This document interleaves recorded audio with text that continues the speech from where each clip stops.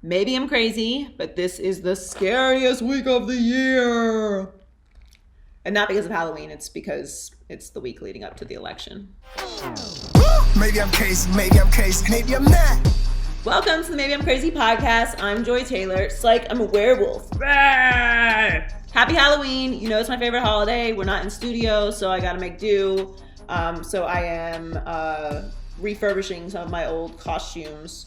And this is my elevator werewolf costume where I scared people at Fox back when everyone was in studio many years ago. Bucky Brooks, my partner, along with Daniel Jeremiah for Prime Video Thursday Night Football, which you should listen to every Thursday. Watch Amazon Prime and then switch it to the Scouts feed on Prime Video, and you can hear myself, Bucky, and DJ. And you can watch us on twitch.tv/movethesticks. And Bucky and DJ are also the hosts of the Move the Sticks podcast. So Bucky and I are going to talk a lot of NFL today. Lots of stuff going on, including the Cowboys. We're going to talk about Tua and what Trevor Lawrence should do, along with a bunch of other stuff around the league. Whole gang is here. Crazy gang, Heller, T, and Donnie. Got to get into, of course, the elections coming up. We got to talk about the Cowboys. We got to talk about Antonio Brown. We got to talk about my Steelers. Lots of stuff going on around the NFL. World Series, Game 6 tonight also. Go Dodgers. I'm only saying that because I live in LA and my Marlins are out. So I'm rooting for the Dodgers. But let's get started with Bucky Brooks.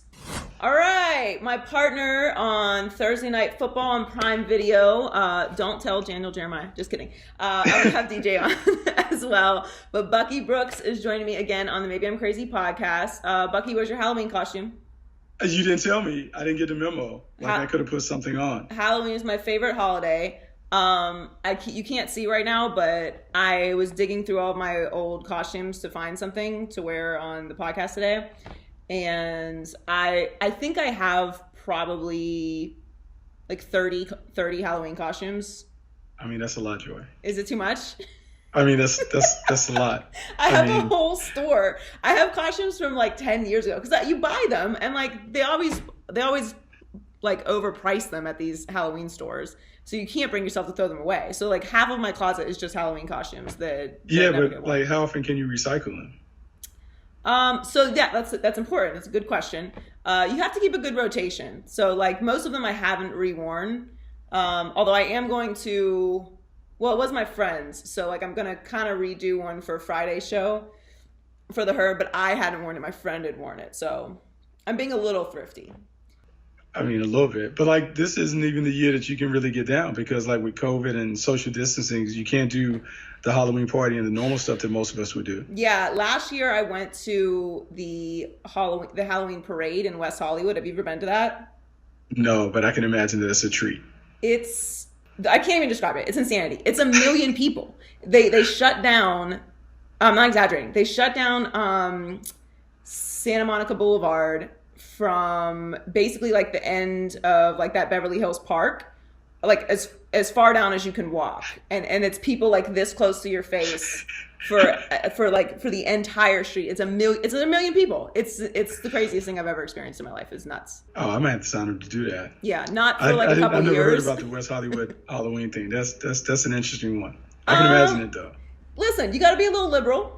But I'm fine with it. It's a great time. It's a great time and the best costumes in the world. But so let's talk about some horror show NFL teams, shall we? And Bucky, aside from doing Thursday Night Football with me and DJ on Prime Video, is also a scout and a high school football coach.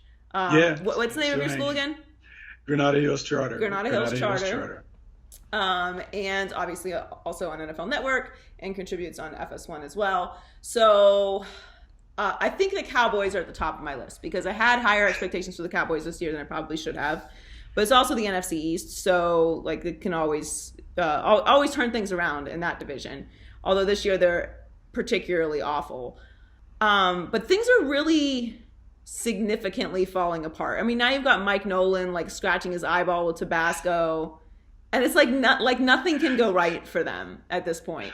I don't really believe in firing coaches mid-season. I think we've talked about this before. And I don't even know if like you can fire Mike McCarthy after 1 year, but what do you do if you're the Cowboys? Well, I think you have to stay the course if you're the Cowboys. You hired Mike McCarthy for hopefully a long-term deal, like meaning that you wanted to see him take the program from where it was under Jason Garrett to where it could be in 4 or 5 years under his leadership. He's one of the more successful coaches in the National Football League when you look at his record. He has a Super Bowl win on the resume. This start certainly hasn't been a great one, but I think Cowboys fans can probably take solace in the fact that his tenure at Green Bay started off in a similar vein. He was 1-4, then he moved them to 4-8, and then they finished 8-8 after they won 4 straight. But it set them up the next year to go on a run that led them to the NFC Championship game. So maybe, just maybe, he is kind of finding his way, trying to figure it out. And maybe they'll get better down the stretch, because as bad as they have been, their division is still very much in play. And if they can find a way to kind of get out a win against the Philadelphia Eagles, they're right where they need to be, as bad as they played the first half of the season. And I liked Mike McCarthy. I felt like the Green Bay exit was a little unfair to him. Obviously, we all love Aaron Rodgers, and we know what kind of talent he is. Mike McCarthy did have Aaron Rodgers. And they did lose Dak Prescott. Mm-hmm. But they're just so uninspired. Andy Dalton had his head taken off. And no one even flinched. Like, I personally couldn't rock with somebody that just let me get my head taken off like that. Like, we got to fight when I get back in the locker room. Like, Andy Dalton's got to come in there swinging as a quarterback. Like, you got to hit somebody, right? Like, what do you do in that situation? I've never seen anything like that.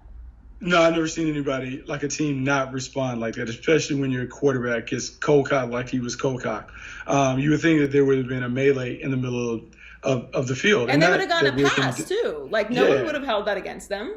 Yeah, and not that we're advocating penalties and violence and all that other stuff, but at some point, there is a code in the locker room that you have to step up and protect your own. And they didn't do that. But I feel like it's kind of emblematic of how this team has played. They played like a bunch of me guys. Really, like, they are a group who basically have a bunch of solo artists. So let's just call them New Edition, right? So they're New Edition. They got Bobby on one side. They got Johnny here. They got BBD doing their own thing. You got everybody else trying to run around. Rep Tresvant trying to have a solo. And they haven't quite come back together for the reunion tour. So no one has told them that, oh, this is the reunion tour. This is not your solo act. And so they need to get it together. And I think what Mike McCarthy has to do is he has to bring everybody into the room and kind of put them all on blast, coaches and players, and kind of get them moving in the right direction. Because you're right, when you look at them, they are a very uninspired group. They don't appear to have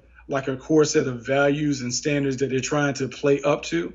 And until they get that part right, it doesn't matter what he does with the X and O's, because the locker room isn't right. He has to fix the locker room. So the 49ers stomped out the Patriots this weekend, and they have their whole own list of injuries and issues. And I think we probably buried the 49ers a little bit too soon, but now I think with their schedule coming up and the amount of injuries that they have, it's not so much that we buried the team, but like that's just a lot to overcome, especially in the NFC. But the Patriots needed to win that game, in my opinion. And now I thought that was a must win for the Patriots this week. So now I don't know. You have to beat the Bills, right? Like, to me, this, and Colin said this today, I don't think it's hyperbole. This might be one of the biggest games of Cam Newton's career, because things are starting to slip in New England, and he's not really just playing for the Patriots this year. Like, he's revamping his resume for the rest of the league for next year. Yeah, no, it's a big game for the Patriots. It's a big game for Cam Newton. But I want to put this disclaimer out there. Cam Newton had COVID. We don't know how COVID is impacting Cam. We don't know what kind of issues he may be dealing with or whatever. Like, maybe some of the lethargic nature that we've seen from him is due to the fallout from dealing with COVID. And COVID kind of went through that team a little bit. And so, look, you don't want to make excuses for the Patriots, because they certainly haven't found their rhythm. They haven't found their identity. But I think those issues may be coming into play. That said, I think the Bills have more pressure on them than the Patriots, because the Bills have been anointed as the team to beat in the AFC East without really knocking off the Patriots. And so this is a huge game for Josh Allen. And we have seen Josh Allen kind of come back to earth of late. He was playing at an MVP level the first 3 or 4 games. he hasn't played at that level, and people have kind of figured out whatever the secret sauce that he had. And so how does he play against the Patriots? The Patriots should put up a better effort. That San Francisco 49ers offense can be confounding when it comes to dealing with their running game. But yeah, this is a big game. It's a big game for all parties involved. Cam Newton needs to play better for sure, but the Patriots have to play better on all sides. Defense, offense, special teams, they got to get it going. So it's TUA time in Miami, speaking of the AFC East, and I'm very excited. But I also think we need to just temper expectations for what we're going to see from him initially. No? Drum up the expectations? No. Like, why would we do that when we've seen all the other rookie quarterbacks light it up? Joe Burrow. Because all the other rookie quarterbacks aren't coming off of hip surgery. Yeah, but we've seen Justin Herbert. I mean, people ready to give him a gold jacket off of what he's done in L.A. And so, TUA time, we're ready. Like, you shouldn't, don't take the conservative side. Like, do the Miami thing. Fully walk into the Miami native part of it. I got to be cocky, excited. Dolphin fan. Yeah, be excited. Like, this should be the first jersey that you should go out and get at quarterback since Dan Marino. I have a TUA jersey. The Dolphins sent it to me, so I can wear it during TUA's debut. Okay, so maybe you're fair. Maybe that's fair. But I guess maybe temper expectations, because this is the difference in the Dolphin situation and the other team's situation with Herbert and Burrow. We knew the Bengals were going to be awful. Right? So even though the Bengals aren't winning, we like what we see each week from Joe Burrow. We didn't really think that the Chargers were going to be awful, but the fact that they're not winning every single game isn't dramatic. The Dolphins are 3-3, and Fitzpatrick was playing well. So people are I mean, look, you don't have to sell me on Ryan Fitzpatrick. I know exactly what he is. Okay, exactly. I'm with you. He was playing okay, and they were in the mix, which is why I'm perfectly comfortable with them switching to TUA right now. But don't tell us Dolphins fans, because they were like, half of them were outraged at the idea that they would pull Fitzpatrick out before he does what Ryan Fitzpatrick always does. And that's not just of him, but that's just like, we have enough evidence of what you are at this point in your career. You're not going to turn things around in year 9. I know you went to Harvard, but that's what I'm saying as far as like the winning goes, because we didn't expect anything from the Bengals this year. I don't know what I expected from the Chargers, because I had Tyrod starting throughout the season. So that's more along the lines. So I should not be conservative when it comes to that either. No. I think with Tua, like, here's the deal. Tua is a talented prospect, and if don't have the injury, we'd have the conversation, should it be Tua or Joe Burrow to be the number 1 overall pick? Tua will give the Dolphins what they thought they were going to get when they were in the conversation to get Drew Brees. He is a very talented quarterback. He's a quick rhythm thrower. He's accurate. He is a guy who really understands the RPO game, the run pass option game. You'll see that pop up more. And I think for Chan Gailey, he is the perfect quarterback to run in this system. There had to be something that Tua was displaying on the practice field that just made it abundantly clear to everybody, we need to put him on the field.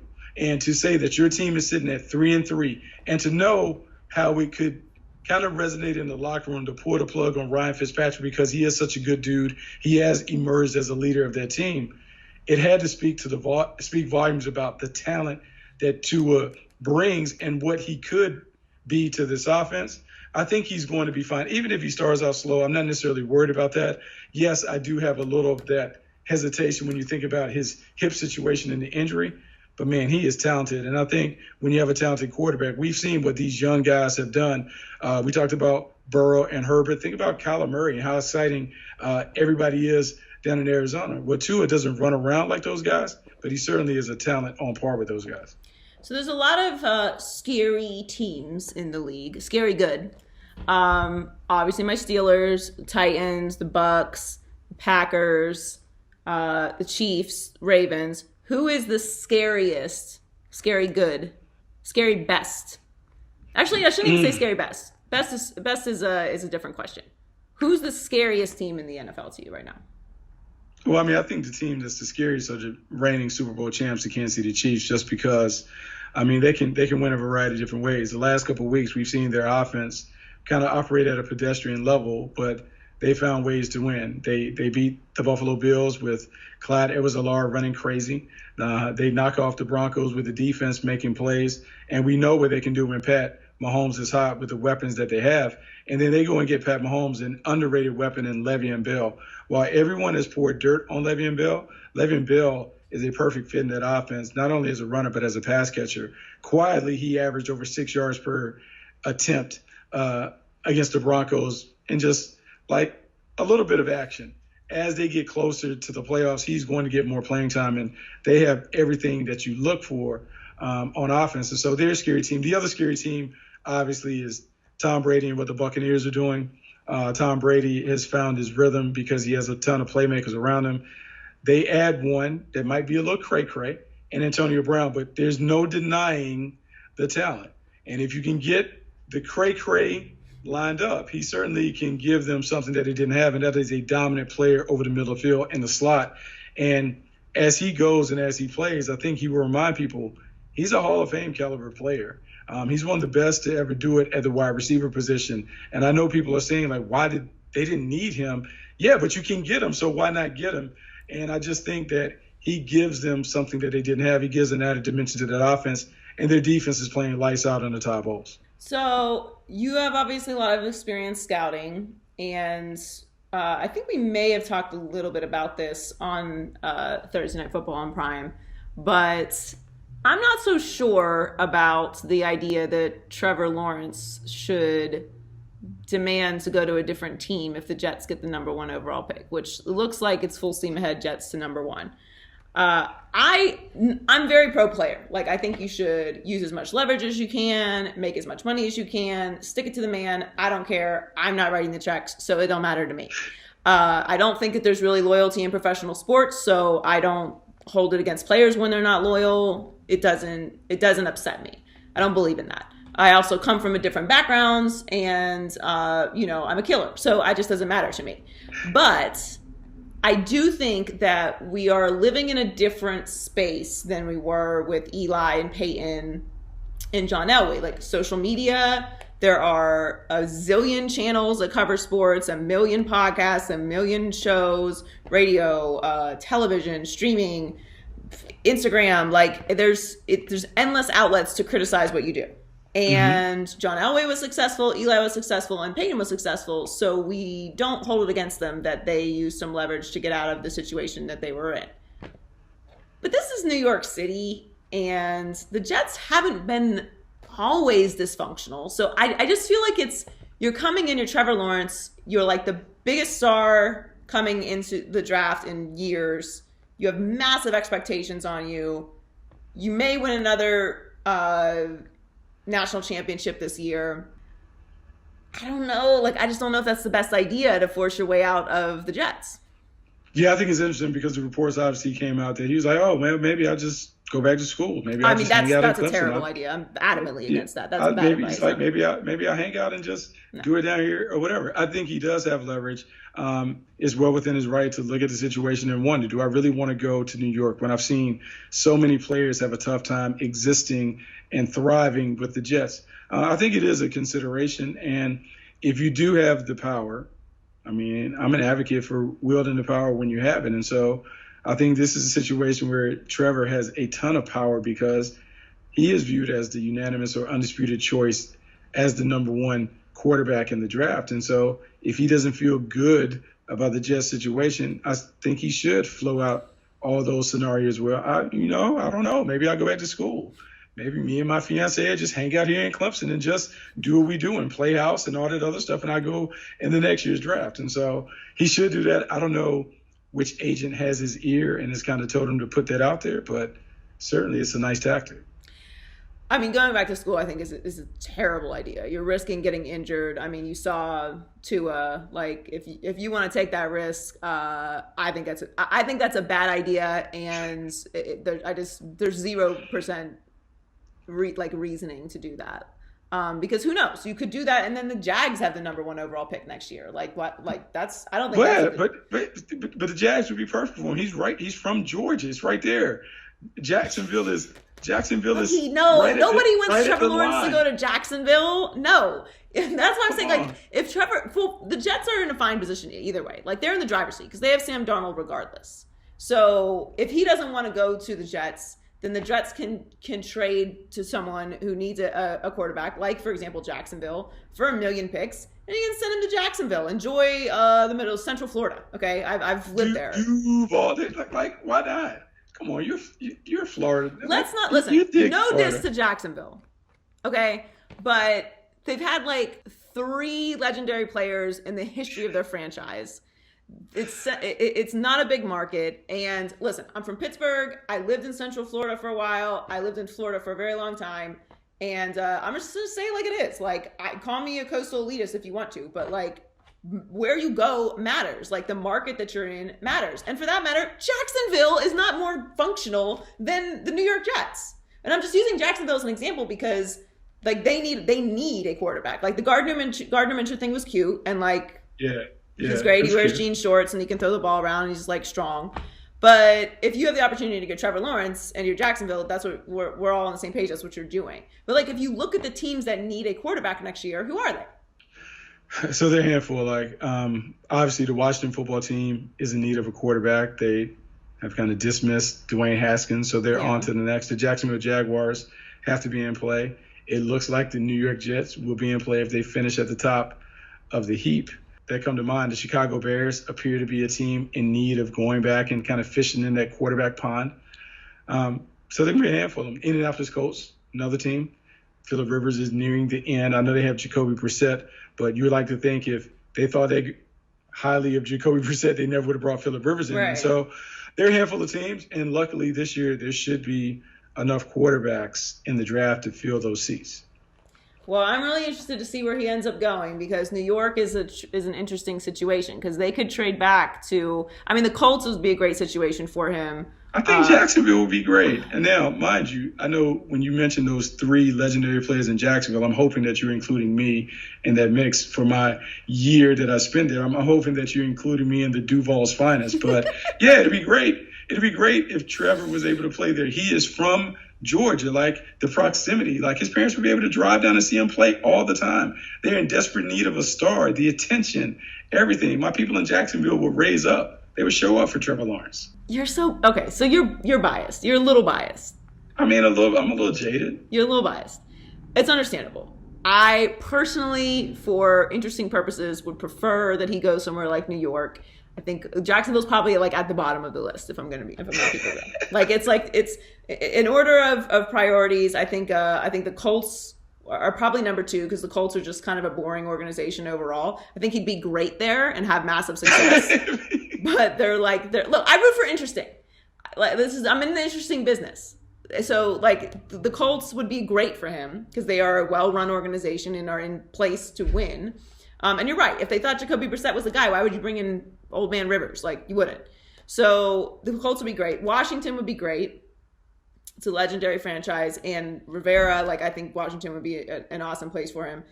The Saints are kind of interesting too, because Drew Brees very well might retire, and nobody thinks Taysom Hill is a franchise quarterback. What about Jameis?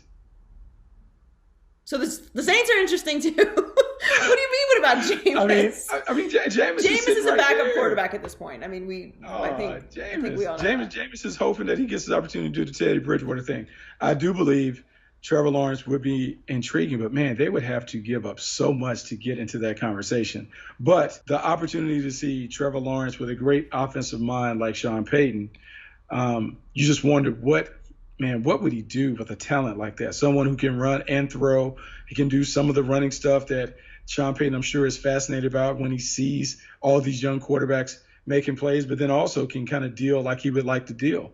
That'd be a fascinating place. I just don't know. Do they have enough ammunition to get up there? They would have to, they have to trade off all kinds of stuff. They had to do the Ricky Williams thing all over again. Well, that worked out. While we're talking about it, what we started talking about, the Patriots are pretty stinky. Like, they have a lot of draft picks. They could very well be in play. Yes. But the only issue with that is if the Jets get the number 1 overall pick, are you going to make a trade with the Patriots? Like, probably not. No.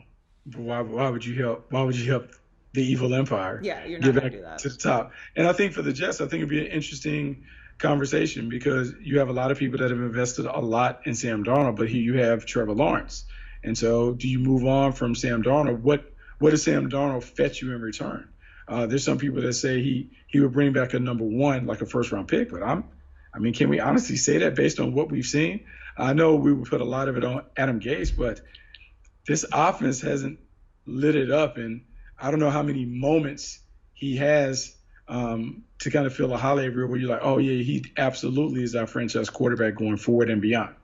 Yeah, it's tough. I mean, I think we all think Sam Darnold could play, and it's not a great situation for him right now. And I don't love Gase. Like, I saw enough of him in Miami. I'd love to be in the room when he pitched himself to the Jets. Like, what did I wish like guys would like write a handbook. Like give me the handbook about what I can say when I'm in the room with executives, because you're not good at your job, and somehow you managed to convince another organization to give you this job. It's wild to me. But yeah, it'll be interesting to see what they do.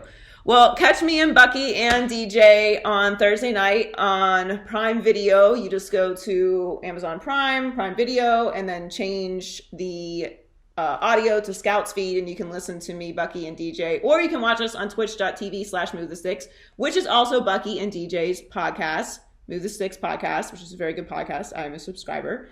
Thanks so much for joining me, Bucky, and I will see you on Thursday. Hey, I appreciate it, Joy. Are you going to dress up Thursday? Yeah, I'm going to figure that out. I'm going to see if I can figure out a costume that I can come up with for Thursday. I'm not going to lie. I may recycle this one. I'm not sure. I'm trying to think, like, we should do a coordinated one. We're running out of time. It's already Tuesday. That could be tricky. That could be tricky. That could be real tricky. We could like each go as different quarterbacks. Oh. Huh. I wonder who I would go as. I have to work on that. I have some wigs here. I might be able to pull off Marino. I have the jersey. We'll have to think about this. We'll discuss. But catch me. We'll get on that. Bucky and DJ Thursday night on Prime Video. Thank you, Bucky. Hey, no problem, Jeff. Thanks. With it. With it. Quit it. What? With it. We about to turn up in this bitch. Hello, Heller. Do you remember when I did Werewolf Elevator with Brandon? Werewolf Elevator? That must have been before I joined up. It was scaring people at the elevator? As yeah, the with the werewolf. But I had the head down, and I was waiting outside of the elevator, and was like, rah! And like I was not very convincing. So like 3 people jumped, but like most people were just like, stop. like, what are you doing? Working. I didn't really want to like scare the shit out of anybody, because it's work. So I was like, let me just like be moderately scary, like. But it was funny. I might actually throw that I'm gonna repost that for a throwback this week. Yeah, definitely. Why Good not? choice. I might do that today. Reheat that content. Yeah. Well, yeah. I mean, listen, we live in a content world. Speaking of, what am I winning or quitting today? I know this is in audio form as a podcast as well, but like, those apps that make you look older, the way the mask is on your head, it just did it to your hair.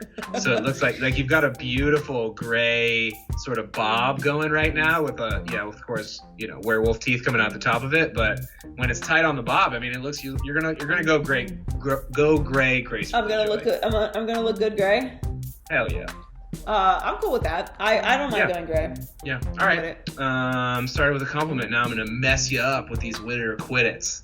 All right. Do it. One lesson from this pandemic. Damn, that's not a good transition. One lesson from this pandemic has been things can always get worse. That was what the transition should have been. I bet the Cowboys fans thought that they had hit rock bottom when Dak Prescott went out for the season. Then came Sunday, and with it, a vicious, illegal hit on Andy Dalton, forcing him briefly out of consciousness and out of the game against the Washington football team. Now we're looking at a scenario where a young man named Ben DiNucci will be starting under center for America's team this Sunday, possibly. Joy. The Cowboys will still win the NFC East, though. Win it or quit it? Yeah, win it. I mean, why not? It's right? Anyone's division at this point. I think the Philadelphia Eagles are in a better situation because they have Carson Wentz, but like, who knows what the Eagles are week to week.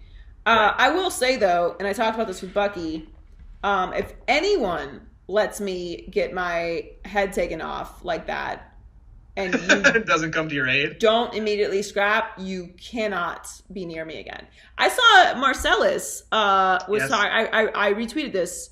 I think it was yesterday. Marcellus talking about if you get jumped, he's not jumping in. I can't go in public with someone who's not jumping in if I get jumped. What do you mean?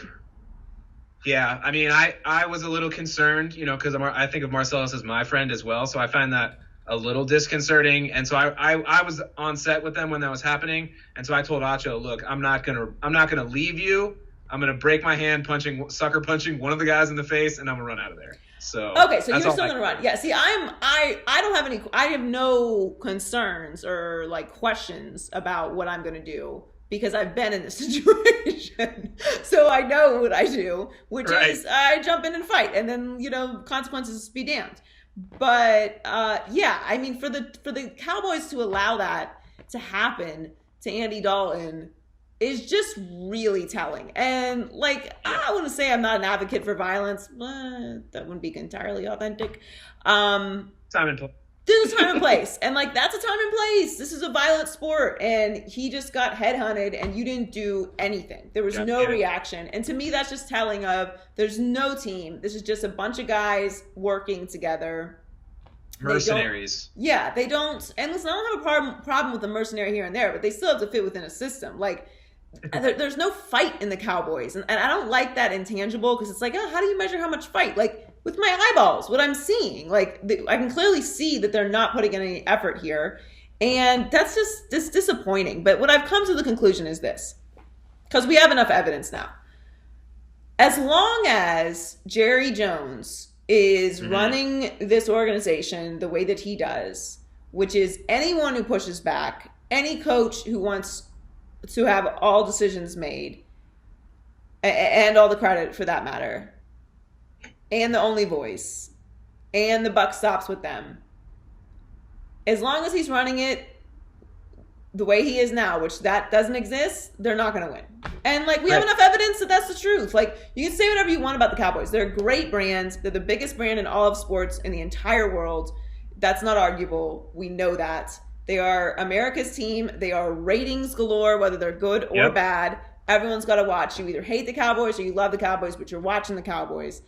Right. And none of that matters when it comes to winning. And I understand that they just lost Dak Prescott, and I understand it's Mike McCarthy's first year, but it can't be this bad. It's a disaster. It's a colossal disaster stew of doo-doo.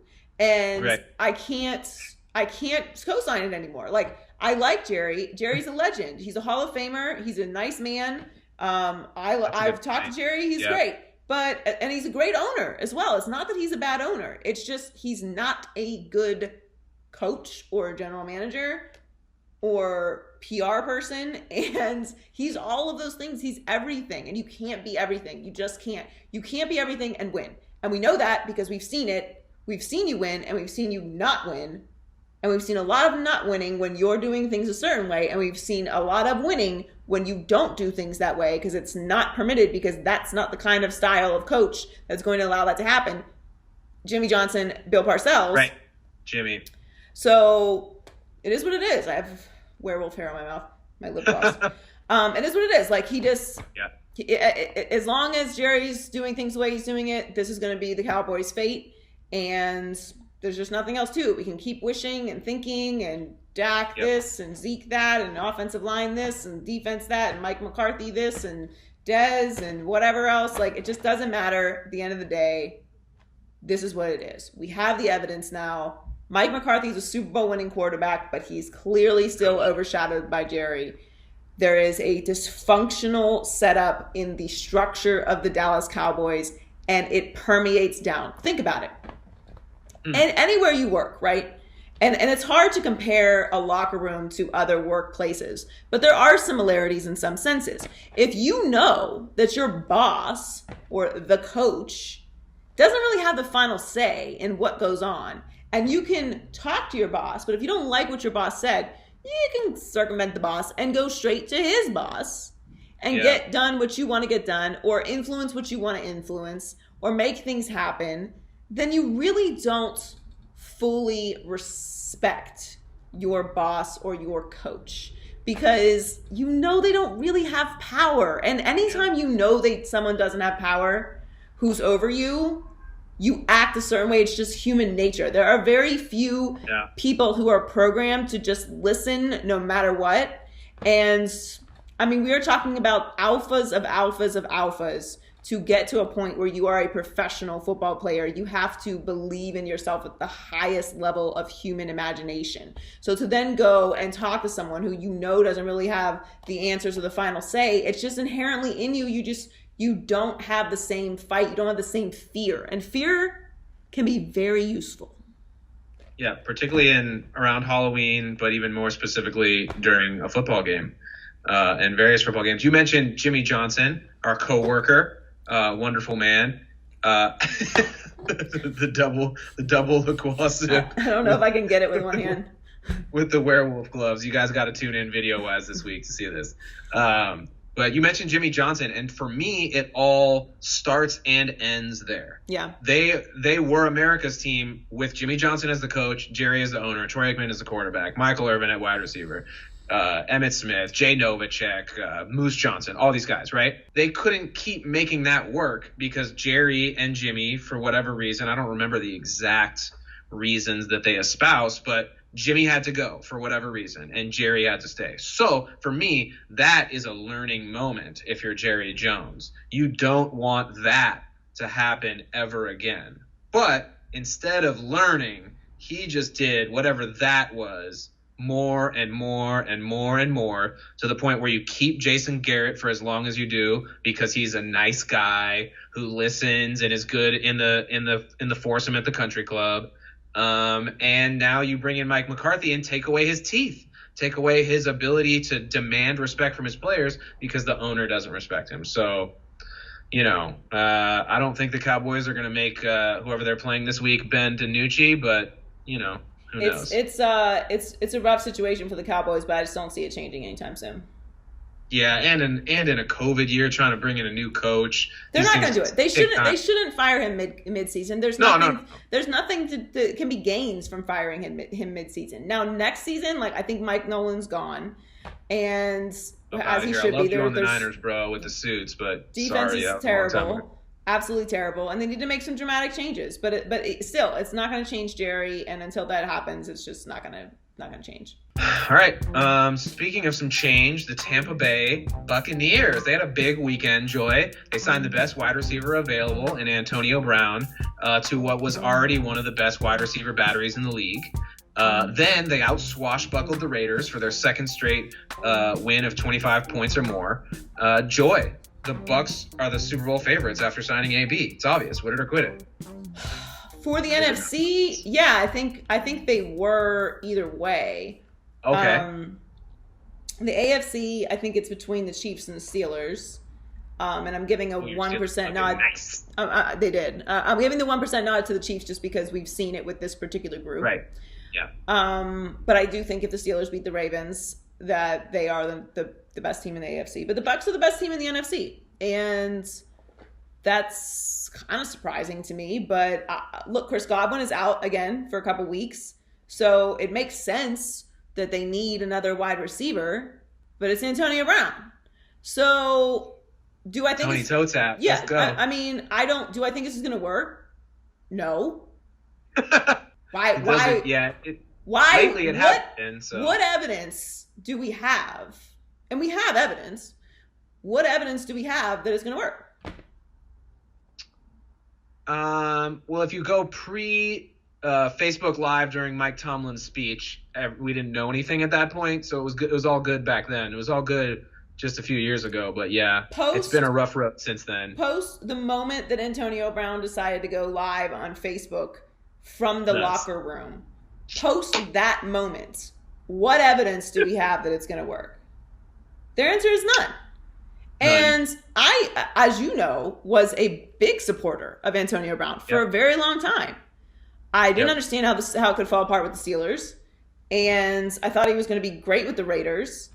I even supported him through all the craziness that was going on with the Raiders. Like, if you're not comfortable in your helmet, okay. I don't know how it's your fault that you get blisters on your feet. Okay. Like, it just became thing after thing after thing after thing after thing. And then it became off the field thing after thing after thing until it got to the thing, which is the reason why we haven't seen him. So do I think it's a good idea? No. Do I think it's going to work? No. Am I rooting either way? No, I'm just going to watch. I'm just going to watch and observe. And if it doesn't work, I'm not going to be like, oh, I told you so. It's just going to be like, well, who thought it was going to work outside of the Buccaneers? And Bruce Arians is coming out saying that this is all Tom Brady's call. And I'm not calling Bruce a liar. I'm just saying I don't believe a word of that. Obviously, this was Tom Brady's call. He's saying it was Tom Brady's call? No, it was not Tom Brady's call. Like, it was. He's saying it wasn't Tom Brady's call. Yeah, it was their decision. He had said before he didn't want it. Yes. So what changed? Adamantly, multiple times. Now, what's changed is they had multiple injuries, and he's available now. So this is a perfect. They can sign him because he can play, and they had injuries to Chris Godwin, and Mike Evans is a little banged up. So like they do need it. It is a position of need for them, despite all of their weapons, because they keep getting injured. And look, they're trying to make a Super Bowl run. I understand it, right? Logically, if we're talking about this is a receiver who can be highly productive, who's on a Hall of Fame trajectory, right? Who has a relationship with Tom Brady. All of that makes sense, right? That all makes sense. The problem is we're talking about Antonio Brown. That's the receiver that we're talking about. So yes, this was Tom Brady's call to bring him in because Tom Brady has a relationship with him. This is a comfort move for him. He knows what Antonio Brown's capable of, and he feels like he has a relationship with him. They've said it's a no tolerance policy for the bullshit. We'll see. I don't think he's going to let his locker room fall apart over Antonio Brown. If he acts like I think he's going to probably act because that's what he does, then they got him. But So it's not going to ever get to a point where the locker room disintegrates. So when you look at it from that perspective, there's really no risk because they are going to cut him if something happens. I don't think that they should be shunned because of what Antonio Brown was accused of. This is a competitive business, and we have to separate art from artists all the time. And I don't love it, but that's just reality, and it's the only space I choose to function in. So it's not a shock. I knew he was going to end up somewhere, whether it was Seattle or the Buccaneers. Buccaneers got to him first. Yeah. Speaking of Seattle, do you think it was almost a defensive move to keep him away from Seattle? Yeah, I mean, I think that probably played a role in it as well.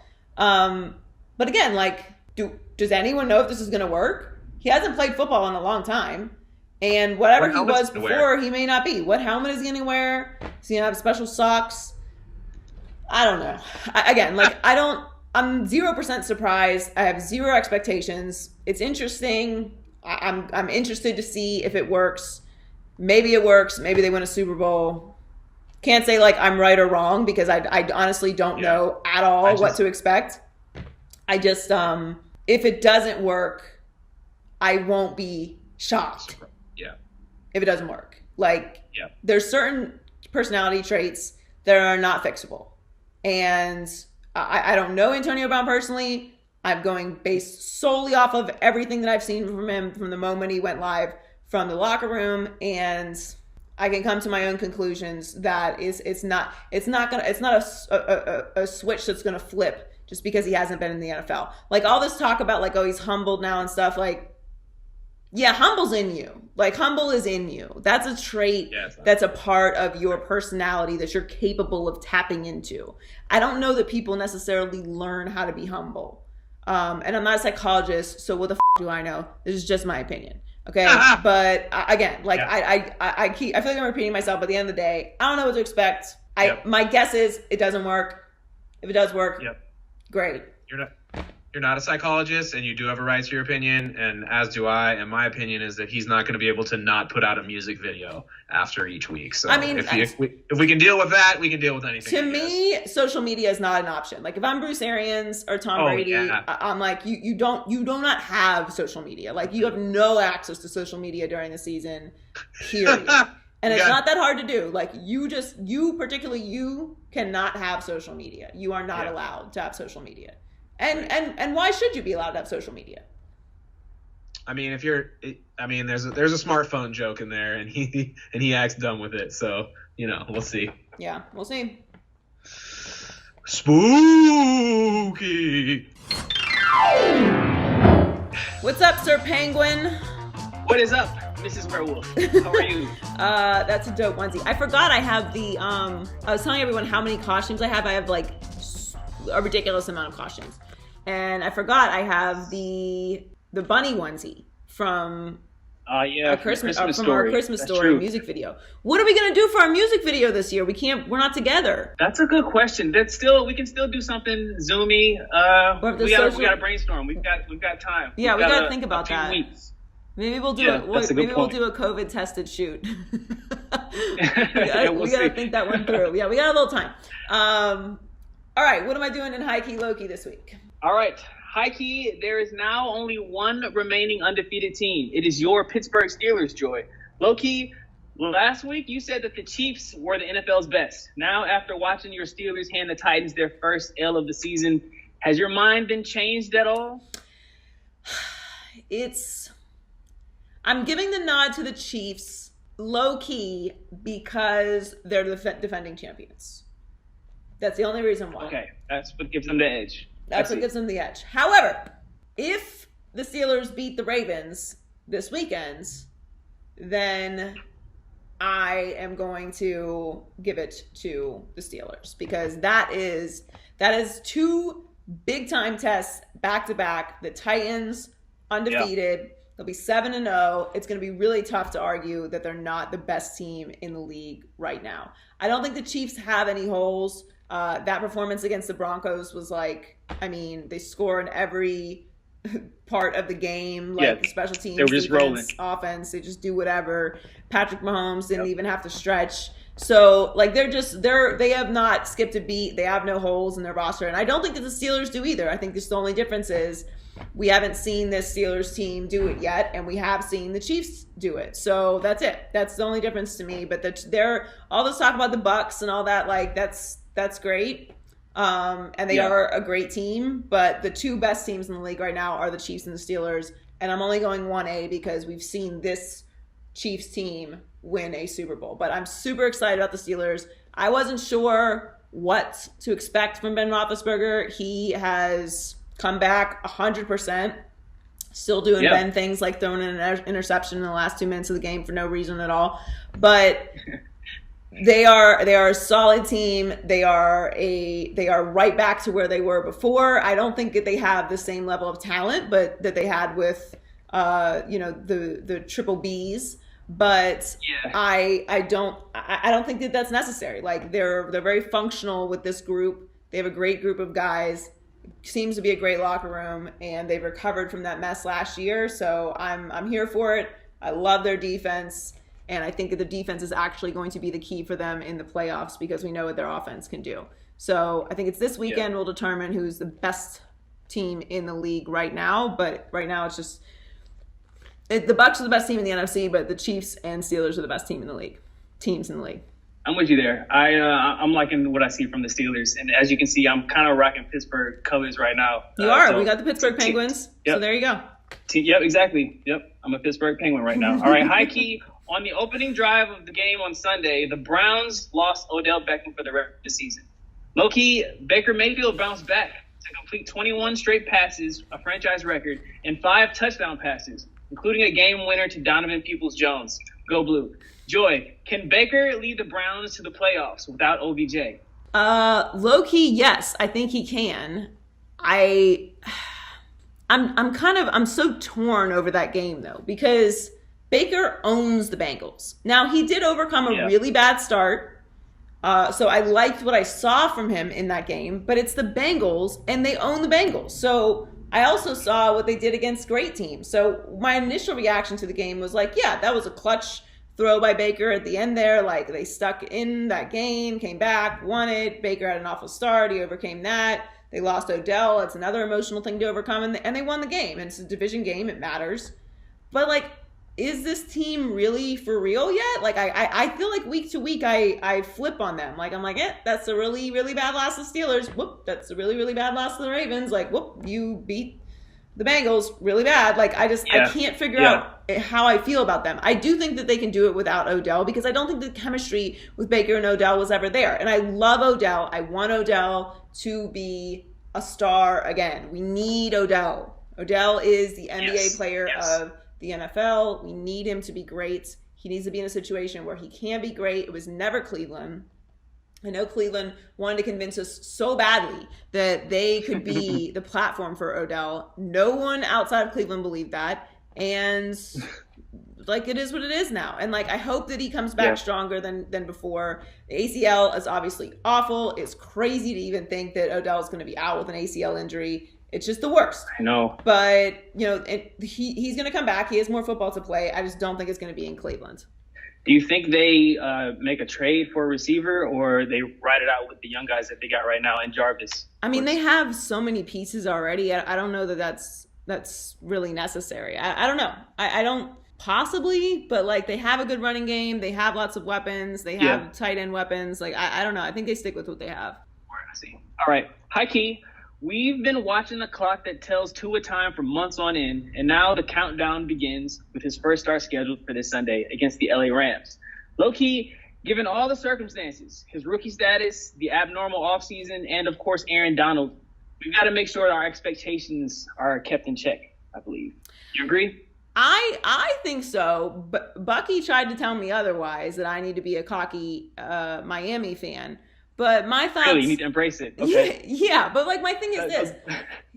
This is where I'm conflicted, because we knew that the Bengals were going to be terrible, right? I knew Burrow was going to be great, but the Bengals were going to be terrible. I was right about that. I didn't know what the Chargers were going to be. I thought they were going to be a playoff team, but then Tyrod was the one who was going to be starting. So now with Herbert in, as well as he's playing, if they don't win, it's not the end of the world, right? But the Dolphins are in a kind of more unique situation because they're coming off of a bye. They're 3-3. The AFC East is still competitive. And Dolphins fans weren't all entirely sold on switching to Tua at this point. So if Tua comes in, rips off a couple L's in a row, there might be a little bit more pressure on him because of that. Now, there shouldn't be. We should just ride out with what we get with Tua, because that's the point. We need to see what we have in Tua. We need to see how he plays, how he progresses. And the wins and losses don't really actually matter. I am a person that believes in winning, but I also believe in building for the future so that there can be more sustained winning. You have to think macro in this situation. So from that perspective, I do think that like Dolphins fans need to temper their expectations. Like, if they don't rip off 5 straight wins, it's not the end of the world. And they are going up against a great defense in the Rams and Aaron Donald and a good team, a well-coached team. So just keep it under control. You just want to see him go out there and finish the game. And then we move forward every week, getting a little bit better. But that's what I mean when managing expectations. Like, should we expect Tua to be good? Yes, I hope he's good, and we should expect him to be good. But as far as like the team as a whole getting the dub, that needs to be a tempered expectation. Yeah, I see that. Like you said last week, you trust Brian Flores. I do too. He's got a plan, and I feel like he knows what he's doing. Yeah, he does. Hey, T. So T is an angel today. I am. And I'm a werewolf. I was telling Bucky I have probably 30 costumes. Halloween is my favorite holiday. And I have I was getting this out because I wore this to work like 4 years ago and was hiding outside the elevator and like jumping and scaring people. So that's why I have this. But I have I have so many costumes. I probably have like 30 costumes, and it's ridiculous. Oh my gosh! So you just collect them. You just bring them out for different. Well, because like I'll wear like a couple of weekends, and then you can't recycle them. Like, you can't wear the same. Guys will wear the same Halloween costume every year. Like, oh, I'm just Batman every year, or I'm like Teenage Mutant Ninja Turtle every year, and like I need a new costume every night. Like, if I'm going out Friday night, I need a different costume than I am Saturday night. Right. So, and we're not going out this year. So, I don't really need to get anything. But this worked out. So I'm werewolf. And what's going on? I'm an angel. Yes, exactly. What's going on in Culture Report this week? Okay. So the elections is November 3rd, which is less than a week away. And I'm like, it's about time, because this feels like the longest year ever. And I hope people that are listening are registered to vote. It's like, please make sure that you vote. I mean, the props, DA, these matter and are super, super important. It's like, do your homework, like do your due diligence and vote. And I understand like there's this thing where people don't like the candidates. And sometimes, Joy, you just have to choose the best option, because so many people have fought hard, for myself, for you, joy for Black people to be able to vote. So that's why I exercise my right to vote. And plus, I know what goes into voting now definitely will impact like future generations. So I want to know that I contributed to that. So Joy, I'm sure we can both agree on that.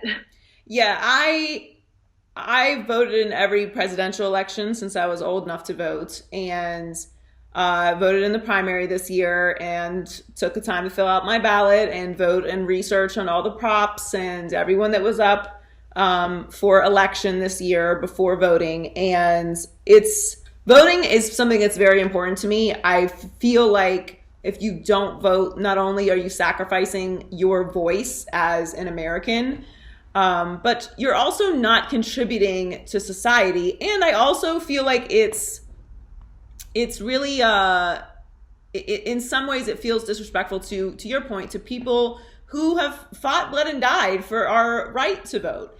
And I think that like that's important to me. I know everyone has their own opinions about voting, but to me, like I've always felt that way. I've always felt like it's an honor to be able to vote. You can't do that everywhere in the world. We claim to be the best country in the world, then you should take advantage of the things that make us the best country in the world, which is that we have a democracy as of now, and we can vote and choose our elected officials. And I get it. We don't always have the best candidates. And you know whose fault that is? Ours. That's our problem. We can do better. We can change the political process. We can change how we treat politicians. Our best and brightest do not want to be politicians. I don't blame them. I wouldn't want to be a politician. I wouldn't want any part of that lifestyle.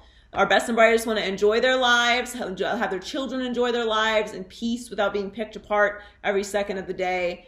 The political spectrum has become an absolute show, and it's an embarrassment to our country. And I am really ready for this election to be over. It has been a 4-year-long toxic relationship. I'm exhausted. I need a nap. I'm over it. I don't care. I'm an independent. I don't care about Republican. I don't care about Democrat. I vote for what is going to make the least fortunate in our country better, and is going to make sure that I have rights as a woman. And amongst many other things, taxes is not the top priority. And I'm very upset at the way that things have fallen apart. I'm a big believer in journalism. I'm a big believer in the truth, which seems like a ridiculous thing to say anymore, but like it is important. It's hard for people to find the truth. And, my husband, Chris Evans, actually put together he did. I saw this yesterday. He put together a website called The Starting Point that has non-biased information that politicians can upload themselves to explain different topics, different issues, where they stand on them. Like they answer questions that people can counter answer. There's no likes or dislikes or comments. It's just information. And the fact that something like that even has to exist to help people navigate through this kind of environment is it's wild to me. And, I went to school for broadcast journalism, so I know how to research. Like I'm a classically trained researcher, if you will. And you shouldn't have to do that to just find out what the truth is. But unfortunately, our leaders are lying to us all the time. And it's just become a completely polarized, divided United States. It's the divided states of America. And it's sad. It's not normal. We have normalized stupidity. We have normalized basic. We have normalized insane, unacceptable behavior. We have normalized a complete lack of empathy. And the wildest part to me is like, no matter what side you're on, there's just no civility anymore. And we know why that is, because our leader has no civility. So it empowers people to speak however they feel. And not that you shouldn't be able to say what you feel and what you think, but how you say and what you feel and what you think is important. And people really feel like they can say whatever the hell they want all the time and not get touched. And that is incorrect, my friend. You can't get touched. And this is a real life thing that's happening all the time. And I don't like it. I want to be happy and live my life and eat cheese and drink wine. But sometimes I got to come at people's heads because they don't know how to talk. And that is a direct result of leadership. And I'm tired of it, and I'm tired of smart people saying dumb things. And I'm tired of smart people saying unresearched things and repeating propaganda. And I could go on and on and on forever. But the bottom line is, thank God we have one more week of this insanity. And I'm honestly, like, I'm praying over my ballot. And like, I am not joking. I am really praying for this country that we do the right thing and get back to some sense of normalcy, whatever that is, and civility. And, you know, for all these people who are out here talking about, like, I'm a patriot and I care more about America than you do, like, just so you know, just because someone doesn't agree with you does not make them any less American than you are. And you should watch your mouth, because you're talking to the wrong people sometimes when you say that stuff. So everyone is not on the fence about whether they're American or not. Okay, so just because you're critical of a country does not make you any less of a citizen, right? You don't let anybody talk to your mama any old type of way, but every once in a while you got to check your mama, don't you? Exactly my point. This is our country. We're allowed to say that it needs to be better. That doesn't make us any less American. So I'm over it. That is my rant for the day on this topic. But thank God that it's almost over regardless. Like, I cannot believe that I've had to talk about this for this long. It's like maddening. Well said. I co-sign with everything that you said. Completely agree. It's, yeah. Like I said, we all live in this country together. So at the end of the day, whether you agree with me or not, we still in the same country. So it's going to be both of our problems. It sure is. It sure is. Right. All of our problems. So you don't have to agree with me or not, but we are in it. So on a lighter note, so like every year, Joy, around Halloween, there's like certain movies that, you know, like you feel like you have to watch. Yes. Because, and for me, I love a good classic, and Hocus Pocus is one of those movies. And if you haven't seen it, why? It's such a fun movie. I loved it as a kid and even as an adult. It's on Disney Plus, so I watched it twice already this week. But Bette Midler and Sarah Jessica Parker, they confirmed a Hocus Pocus sequel. It looks like they're waiting on Disney, and they have been for quite some time. So I'm wondering what's the holdup, especially if everyone's on board. But I did get a little ahead of myself because it looks like they posted a photo of the Sanderson sisters together, and apparently they're doing like this one night event. It's like a reunion special. It's for Bette's like a Halloween fundraising event. So when the photo was posted of the Sanderson sisters, I got really excited. I was like, okay, the sequel is going to drop any moment now, but we're still waiting. So what are your thoughts, Joy, on this Hocus Pocus sequel? Are you excited? You like it's happening? I love Hocus Pocus. It's the best Halloween movie ever. Don't at me. It's amazing, and I can't wait for the sequel. I'm so excited about it. It is tradition to watch Hocus Pocus every Halloween. After the Dodgers game tonight, I will be getting into full Halloween mode and watching Hocus Pocus. It's a great movie. I used to argue with Mark Hochman, who I used to be the executive producer for at 790 The Ticket in Miami. And he tried to tell me, and brace yourself, that Hocus Pocus is not a classic. Okay. I mean, the audacity. Like, I mean, it's just wrong. Like, we're all entitled to our opinions, and sometimes we're just wrong, and it's just wrong. Hocus Pocus is, of course, a classic. It is. It's a legendary movie, if I might say so myself, and I'm so excited about it. It's just wonderful.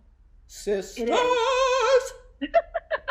By the way, I didn't know this, but you know that Leonardo DiCaprio was got an offer to play Max, and he declined. Did not know that, and I'm like, sir, like. It's a classic. He would have had his Oscar sooner. What can I say? You wouldn't have to fight a bear. Right. Oh, gosh. Okay. So Drake dropped a teaser video for a Certified Lover Boy. And by the way, that name is just very fitting for him. He even had a heart shape in his haircut, Joy. Apparently this will drop January 2021. And, you know, I already have something to look forward to because, like I said, this year has been the longest year ever. But as I always say, Drake delivers. He's consistent. I probably sound like I'm obsessed with him. I am a little bit. He drops a banger all the time. And, you know, it'll probably turn into some popular TikTok dance that I won't be learning. But, of course, it'll be fun to watch. And I rarely listen to albums. But because I'm more of like a hit song kind of girl. But Drake, I will listen to his album any day. Love the man, love his voice. He made great music, and that's really it. I love Drake. I love Drake as well. Certified Lover Boy is what he should like legally change his name to. It's perfect for him. And as you were talking, I was thinking like, who could Beyonce ever do a versus against? And I think it's Drake. Yeah. Like if we're going like the amount of hits, I think it's probably Drake. Like, is there a female artist that Beyonce can do versus? Outside of like the legends, obviously. Like removing like Aretha. I would go Mariah Carey, but yeah, Mariah Carey. I thought Mariah Carey and Beyonce. People kept saying Rihanna and Beyonce, and I'm just like. But like the amount of music, I feel like how many albums? I don't know. I have to look. But I think Drake Beyonce is a solid versus. But yes, I'm looking forward to this. Drake, if you're a real one, January 17th. Great birthday present for you, Joy. It's my birthday. Yes, I'm excited. Well, thanks, T. Hope you have a happy and safe Halloween, Miss Angel. And we will talk again. Did you vote already? I'm going on Thursday. Okay. I'm voting in person. Oh, you're voting in person? Mm-hmm. Be safe. I am not. But stay safe, and we'll talk to you next week. Thanks for listening, guys. Really appreciate it. Make sure you follow us on all of our social media pages at Maybe I'm Crazy Pod, myself at Joy Taylor Talks. Go subscribe on YouTube, and you can listen to the podcast anywhere you listen to podcasts. The iHeartMedia app, SoundCloud, Spotify, and of course, Apple Podcasts. Have an amazing Halloween weekend. Be safe. If you go out, wear a mask. And give your kids candy this year. That's the right thing to do. Also, we are going to do a bonus episode this week because I love Halloween so much. We all get together and talk about, we basically have a monster battle royale. So I think that vampires are the strongest monsters. Everyone picks their own monster, and we debate. Election style, except for more civil and more fun. So check that out as well. Thanks, guys, and have a great week. Maybe I'm crazy, maybe I'm not.